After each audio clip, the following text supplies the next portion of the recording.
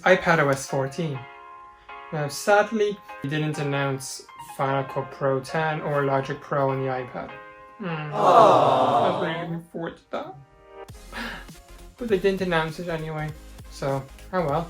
But they did announce a load of other new things. The first thing being sidebar. So what they've done now is apps like photos, music, files, they have this sidebar, like on the Mac actually. When you go into Finder and you have the sidebar with all the options at the side, they've added that into iPadOS. So then you can quickly go through menus and find the things that you need quickly rather than having to scroll and go in and out of this and that. And it's just all at the side, easy and quick to find. So that's in the Music app, the Photos app, and the Files app so far. That's all they showed on stage anyway. So Siri, again, is getting the same redesign, except instead of appearing at the bottom of the screen, it's appearing at the bottom in the corner of the screen. So both the replies and the Siri bubble will be in the corner of the screen on the iPad, down the bottom corner, rather than on top and bottom like the iPhone. An unexpected update, that is that search on iPadOS got an overhaul. It's actually become a lot more like search on macOS. So first of all, it doesn't take up the whole screen by pulling down and having a whole list and menu of things. You basically just get the same bar thing on macOS that overlays on top of whatever you're doing. And now on iPadOS, you can do it anywhere. You don't have to be on the home screen. You can do it anywhere. This is making, I'm getting excited for the iPad, getting more and more like a computer. So that's obviously searching documents, music, searching stuff on the web, etc. It's made that 10 times easier now. So I'm looking forward to that. So the Apple Pencil got some updates. The first one being Scribble. So what Scribble is that feature we're talking about in the roundup video, is that when you're writing with the Apple Pencil, you can convert it to text. So you select it, and you highlight it, select it, and then you hit copy as text, and you can copy it anywhere as text. Word, Pages, Keynote, PowerPoint, wherever. Notes, you put it wherever, or you can just convert to text. The other cool thing they did with Scribble is you can use it to write in a search field. So like Safari in the URL field, the search field of music, creating a new reminder, all you have to do is write, and the iPad will automatically convert it to text.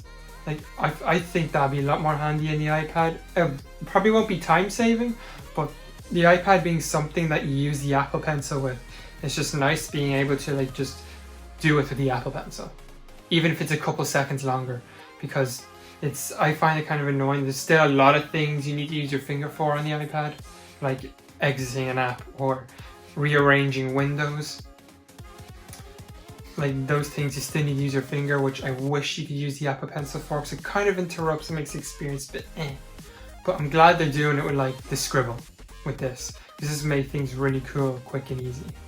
The last thing is making shapes. So they demoed in it that the woman, she drew a hexagon quite badly, no offense, and you hold down when you finish drawing it, and the iPad automatically converts it into a perfect shape, or in that case a perfect hexagon.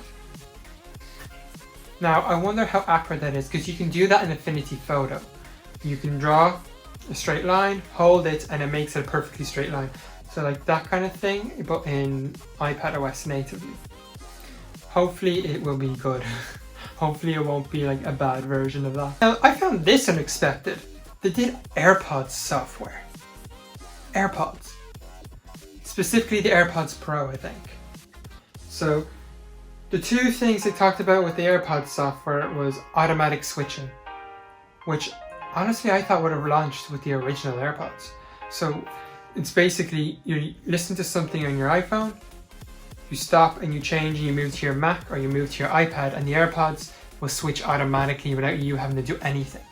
Because right now, if you switch to another device, you have to bring down Control Center and then connect the AirPods manually. But with this automatic switching, you won't have to touch anything. So they're going to be completely seamless.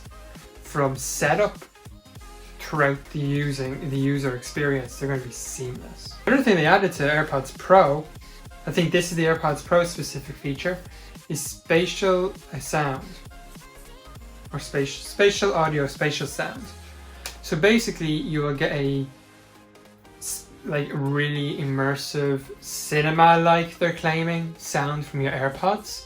They're saying like because they'll support Dolby Atmos or any other kind of like those kind of surround sound codecs or whatever you call them. So you'll be getting that in the AirPods Pro, which I have, so I can't wait to get that.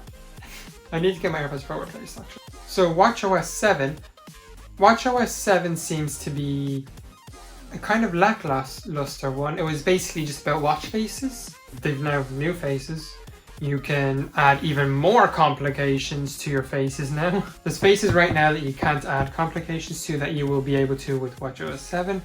And now I have this feature called face sharing, where you can share your watch face on social media, with your contacts, or for companies you can put it within their website and you hit the button and it puts the watch face on your watch. And it will also, when you hit that, it will also show any apps that company has that you may want to download.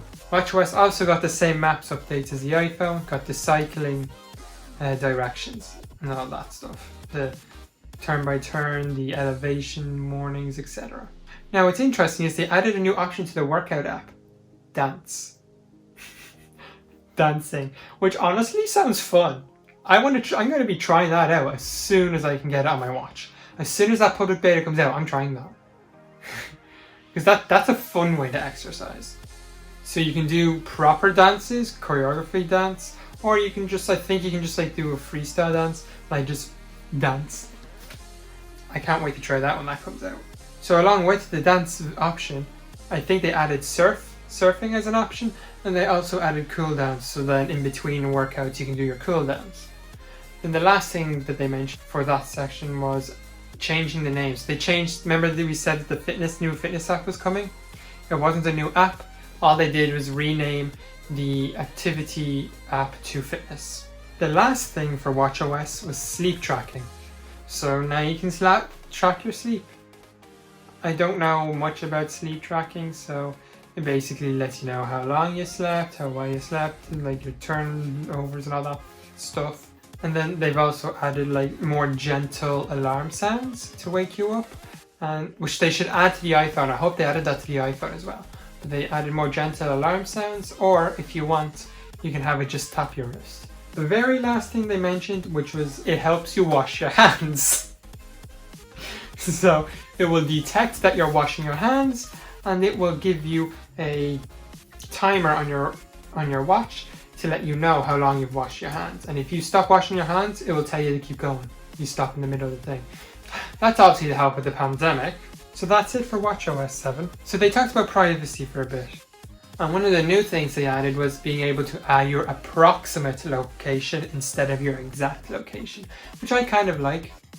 I might do that for a lot of things actually, just my approximate location. It's cool being able to know you can just be like, I'm around here, but not specifically here. Then they added an indicator for the microphone and camera on the iPhone. It's a little yellow dot. So whenever something's using your microphone or camera, that little indicator will pop up. Now, apps are required to ask you if you want to allow tracking and show you where they're tracking you to and from, where they're following you around to. And the last thing is, now you can get apps and websites to show you exactly what information they're collecting off you. So now a little bit of a boring-ish one, Homekit. So what they've done with Homekit is they have automation suggestions based on your, obviously like Siri suggestions or whatever, based off your usage. In the Home app, they will prioritize the home appliances that you've used the most at the top. I have Hue bulbs. I'd love to get more bulbs and more home smart things. For the moment I just have Hue bulbs, and they would obviously be at the top, showing them at the top so you can have quick access to them. So you can turn them off, turn them on, see if you forgot to lock the door or whatever. On top of that, they added adaptive lighting. So the smart bulbs in your house, they will change according to what it's like outside. So if it's when you're waking up in the morning, it gently wakes you up. During the day, it changes to a brighter whiter colors to keep you awake and alert. And then as it's coming up to night, evening time, coming up to night, it'll do warmer colors and start getting you ready for going to sleep. So cameras for smart homes, you're going to be able to select specific zones for the camera to look out for. So then not every person that comes by your camera you get alerted for. You just get alerted for the person that's within that specific zone. Then if you have an Apple TV, it will appear up on the Apple TV, a live feed from the camera, and you can do whatever from that. Go to the door or whatever. And same with security cameras out the back, you can watch and choose which ones you watch on the Apple TV, and you can make them full screen, etc. They've also added facial recognition to the cameras, so then it goes and checks from your contacts, so then the people that you know, like your parents or whatever, friends, it knows them and it alerts you. So there was an Apple TV update, but it was literally just better multi-user usage for the games. And then they announced some new Apple TV Plus show, which I can't remember the name of it right now. I'm just so excited for iOS and iPadOS and macOS. Don't forget to subscribe, comment, like, and hit that notification bell so then you can get notified every time Kevin dances. See ya, bye.